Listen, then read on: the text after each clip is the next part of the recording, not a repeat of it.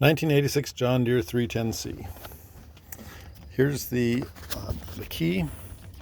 So this panel can lock on there. Take it off with the key. Turn it to on. Let it sit there for a moment and then start it.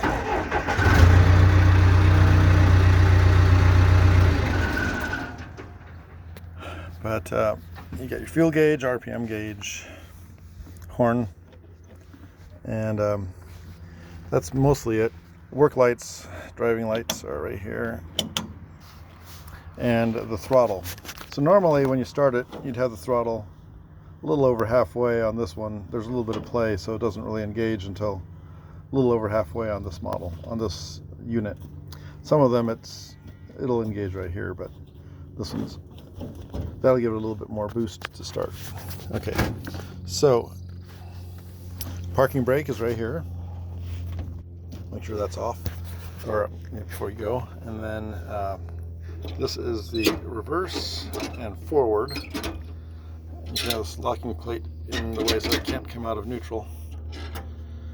So there's no clutch or anything needed to switch it into forward or reverse. Just probably a good idea to stop before you switch directions. And then this is the gear shift lever. So first, second, third, and fourth. It really can operate in any of these gears, but fourth is usually reserved for driving on the road.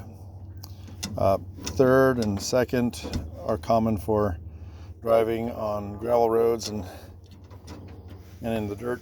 And then one is for when you need a lot of torque, like pushing dirt with a bucket or whatever.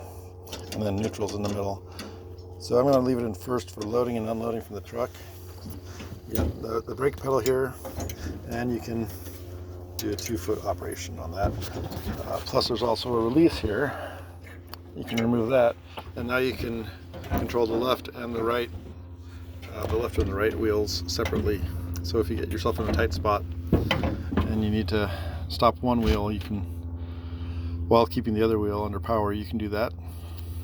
Okay, and then you've got your blinkers and your flashers. So if you're driving on the road, obviously you want your flashers on. Okay, now on the seat, on this particular seat, there is a lever here, and once you push that, you can turn around to the backhoe operation. So this is for the outriggers to put them down and up. And then these three knobs are to control the backhoe. So this is the shoulder, the elbow, and the wrist. Or yeah, that's the way I like to think of them. And when you push it this way, it's going away from you, and when you pull it this way, it's coming towards you. So if you want the elbow to go out, you push it away from you. If you want the elbow to come in, you push it towards you. If you want the shoulder right down here to go out, you push that way, and if you want it to come back, you push it this way. And then the bucket is what I'd call the wrist, like this. If you want it to go away from, see it's doing it right now. If you want to go away from the arm, like to open the wrist, you push it away. If you want it to come towards the arm, you push it this way. All right. Very important, before you try to operate the backhoe, this is a lock for the shoulder, going this way and this way. And then this right here is the lock to keep it from going side to side. So these are very important to remove before operating the backhoe, because obviously it's not going to move, and you'll just be giving a lot of stress to the machine. And I think that's the basics of the operation.